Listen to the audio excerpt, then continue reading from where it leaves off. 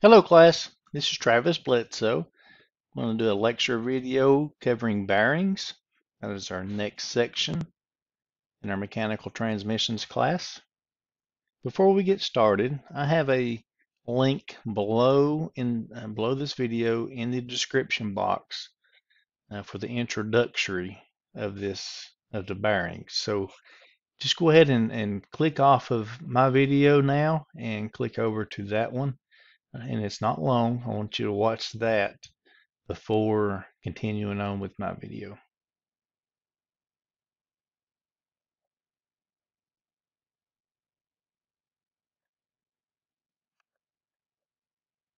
Okay, and there's the introduction link, which is listed in the description box below. So we'll continue on in this lecture. So our introduction into bearings. The reason we use bearings is to reduce friction of rotating shafts or two moving surfaces. It's to gain a mechanical advantage and to reduce the enemy of mechanical advantage is friction. So bearings are going to experience two different types of loads. There's going to be a radial load, which is perpendicular to the shaft, and thrust load, which is parallel with the shaft. You can have the third load, which is a combination of those two, a radial and thrust. Now bearings are designed specifically for the type of load. So you'll buy a radial bearing if it's going to be supporting weight of a machinery, or the shaft is going to be supporting the weight in the downward fashion, where it's going perpendicular to the axis of the shaft. If you've got a force that's pushing along that's parallel to the shaft, the bearing is going to be designed to accept the thrust load. And there are those bearings designed to accept the combination of radial and thrust. So the two main bearing types, there's a plain bearing, also called a journal bearing. These are cylindrical sleeves that support a rotating shaft. It has an inner lining called a bushing. So sometimes people refer to these as bushings instead of journal bearings. So you may hear it called bushings or journal bearings or plain bearings. There's actually no moving parts of this bearing at all. All it is it's small, typically a sintered metal, a bronze type. It looks like just a little piece of a pipe, really, is what it looks like. Um, they're machined down to certain tolerances, certain sizes, widths. We'll get into talking more about that. There are no rotating objects in this type of bearing. You've got the roller element bearings that do have roller elements in it. So these are like ball bearings, the needle bearings, the roller elements. So we'll get into looking at different types of these in the coming slides. So we've got three types of bearing loads. You know, the two types we talked about, and then the third one is the combination. But radial loads, this is just a picture of if you've got a force pushing down on the bearing, that's a radial load. So, and a thrust load or axial load is going to be a force parallel to the shaft. So it's basically a force in the direction of the shaft. And some gears can create that type of axial load.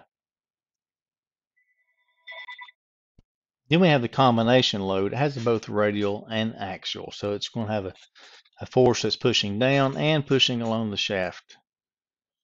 So there's bearings that's made specifically for each one of those. Now these are the bearings that I talked about, just like a little piece of pipe. There's no moving elements inside of it other than the shaft that's rotating inside of it. So a plain bearing is any bearing using a sliding action rather than a rolling action. So with the sliding action is a thin film of oil, some type of lubrication.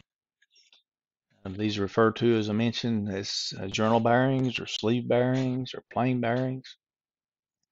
There's three different classes. Class 1 is lubricated from the outside. That's meaning that we lubricate those ourselves, or we add some type of lubricator that provides lubrication to the bearing. Um, Sometimes there's spring-loaded grease um, lubricators that you can apply that has the grease under a spring tension and it forces lubricant in, or sometimes there's the drip style that adds lubricant into them. So there's class 2 that's internal lubrication. It requires no outside type of lubrication. The internal lubrication, like the powdered metal impregnated with oil. So there's certain types of metal that they can actually impregnate with oil, so as the bearing wears, it's opening up little oil pockets as it goes, and it's actually lubricating itself. And class 3, these are going to be the low speed, low loads, low speed type of bearings, which is made of graphite, Teflon, any types of plastics. These require no lubrication, but they cannot have very high speeds due to friction buildup to melt. So plain bearings have different types of come in different types of metal construction. Now there's Babbitt, which is the most common. You see the temperature loads, maximum temperature, and the loads that's associated with those. So Babbitt is around 200 degrees max temperature with light to moderate loads. The bronze bushings have a pretty high temperature rating, 400 degrees Fahrenheit, suited for high loads. Sintered powdered metal, about 200 degrees. These are ones that are porous, allows the oil to be come out as it wires. The carbon graphite has a high temperature, just because it's the material it's made out of. Has a high temperature rating, and it acts as a solid lubricant. Then you have the synthetics that are around the plastics, Teflon, nylon. These are low speed, low load applications, require no lubrication. So roller element bearings. So this is our second type of bearing. So these are breaking down these into 3 basic types of roller element bearings. So we had the hierarchy of the plain bearings and the roller element bearings. So we broke the plain bearings down into different. Now we've got the roller element bearings are breaking down into different bearings. So the roller element bearings, we've got ball bearing, roller bearing, and needle bearing, and it's all in the shape of the element that's inside. So obviously the ball bearing have little balls inside of that. The roller bearings have wide and pretty thick um, elements, and then the needle bearings have really wide and thin elements. We're going to look at these individually. So in the coming slides, I've referred to a handout and a letter. So typically during a normal class, I'll hand this out to the students and let them refer to this handout. So this is the handout that I'm referring to in the following slides. So we'll try to click back up to look at those. So we've got ball bearings. There's 3 different basic configurations of ball bearings. You've got single row radial. These are good for high radial loads. It's picture A on the handout. So it's this one on top. It's only suitable for radial loads. It cannot handle a load coming in from the sides. It can only handle load as that bearing is positioned. It can only handle a load pushing down on it, making a vertical downward. Single row angular contact. This is picture B in the handout. So if you notice, it still has balls, and it looks very much like the first one we talked about. But notice the races, how they are curved at this point, right here where the ball meets the race. So this is a good time to mention about the races. Now there's no slide that specifically talks about that, but the inside of the bearing, the ID, it's going to be your inner race, this section right here that contacts the ball from the inside, and then the outside section of the bearing is the outer race. So you have an inner race and outer race. It's contacting the bearing. It's contacting the elements. So single roll angular contact, high thrust loads, and good radial loads. So this is one that can handle a combination. A thrust bearing is picture I on the handout. These can only handle thrust loads. This is what these look like. Ball bearings, little balls. They can only handle a thrust load. It's basically like little washers uh, sandwiching balls in between it. Is what it looks like. So you can tell typically by the name of what load that they can handle. A single row radial. The radial says handles radial loads. The single row angular contact. Anything is going to be angular is going to be will accept the radial load and the thrust load. Of course, the thrust ball bearings is only handle thrust. So look at the name when you're trying to decide on the test of which bearings which. So roller bearings, roller element bearings. Three bearing class configurations of the roller bearings. We have the cylindrical roller bearing. This is picture D on the handout. Good for only radial loads. Let's click back up to D. So it looks like little barrels inside there. You've got the inner race, outer race. There's no curvature to that. It's only going to handle radial loads.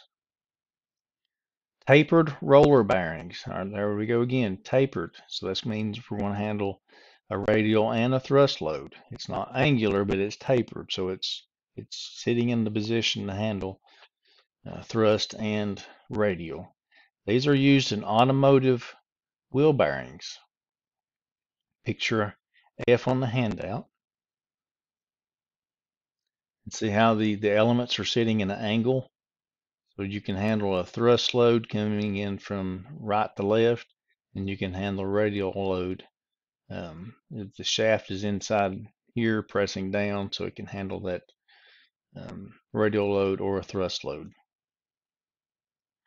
Then the spherical roller bearings, these are barrel shaped. Remember the old wooden barrels that make wine or whiskey or whatever out of? This is what these look like on the side. They're actually curved on the side. They're single or double row, and they're heavy radial or heavy axial loads. Look at letter G, or picture G on the handout. This is a double row. Get the mouse, the cursor in there where I can see it. So here we've got the double row. These are going to handle radial and your axial loads. These are designed to handle extremely heavy equipment, whether they're really thick barrel shaped with their curved sides. And they say under high stress loads that curve actually disappears and goes away. Of course, I can't witness that, but that's what I've been told. That's how they're designed. So needle bearings. The rollers are 6 to 10 times the diameter. So they're going to be really small diameter, but long, narrow elements inside of the bearing. These are used to handle high loads in small spaces. So what happens is the load is distributed across a larger surface area of the shaft. So therefore, this bearing can handle a higher load. And because they're small diameter, they can fit into small spaces. Get picture E on the handout. So you can see here in the middle, E, we just have a long little pin, a little needle, it's called needle bearing. In the end, this type is only suitable for a radial load. And then this K on the right side would be your thrust load. Okay, bearings, when you install those, typically they're interference fit, meaning they're going to be a little bit tight going on. They should be tight going on. They should not slip onto the shaft because they need to grip. They're either going to be pushed onto a shaft or pushed into a housing, where the outer race is pushed into a housing, or the inner race is pushed onto a shaft. And there should be a couple thousandths difference between that and between the bearing and the shaft. So you can use a mechanical method where you use a hammer or an arbor press to push it on. So if you're pushing the inner race onto a shaft, you do not want to apply force to the outer race, because what you're doing is transmitting power, transmitting the force.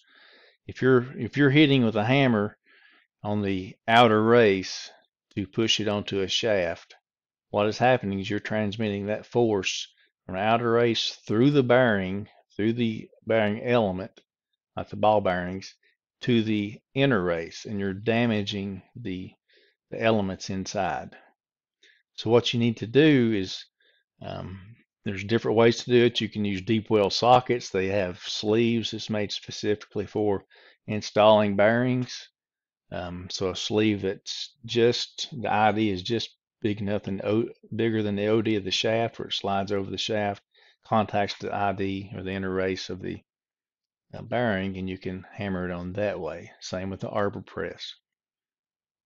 You never want to install a bearing by hitting the opposite race. So if you're installing a bearing into a housing where the outer race is actually interference fit, you want to have something big enough to contact the surface of the outer race, and do not hammer or press on the inner race to install it into a housing.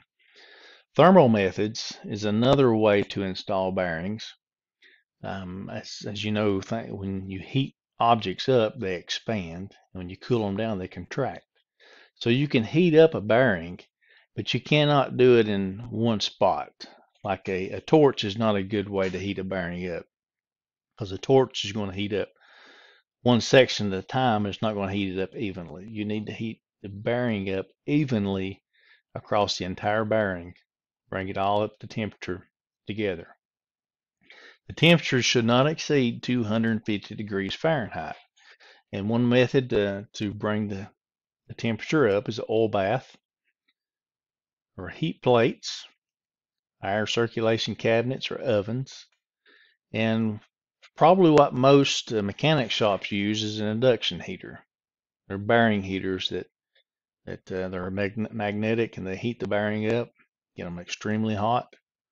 There are, I have been in situations to where heating the bearing up was not enough. We had to put the shaft in the freezer to cool the shaft down to a really cold temperature to make the shaft shrink a couple thousandths to get the bearing to slide onto the shaft. So that's some methods that you can use that are by temperature. So pre-mounted bearings. Pre-mounted bearings can be bought off the shelf. The pillow block bearing is the top one that we're looking at. They can be installed in the field. You just slide it onto the shaft, and then your housing, your flange mounts right onto the equipment. You have the flange mounted bearings, which is the second picture. It has 4 holes in it. The good thing about the pillow block and the flange bearing is, if you put a shaft inside of that, you can actually rotate it around. It actually moves inside that housing, meaning it doesn't have to be straight parallel with the housing. It can be off just a little bit. The bearing will rotate somewhat to so many degrees inside the housing to take up any misalignment.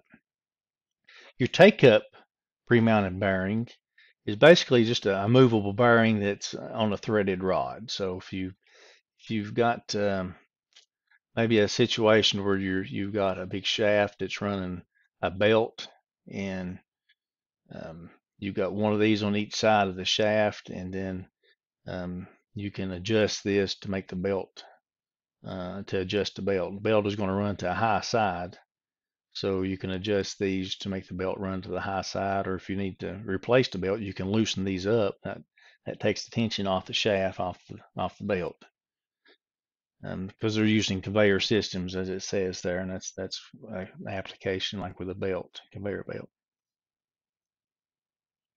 So that's all of the presentation for bearings. It's not a very long one.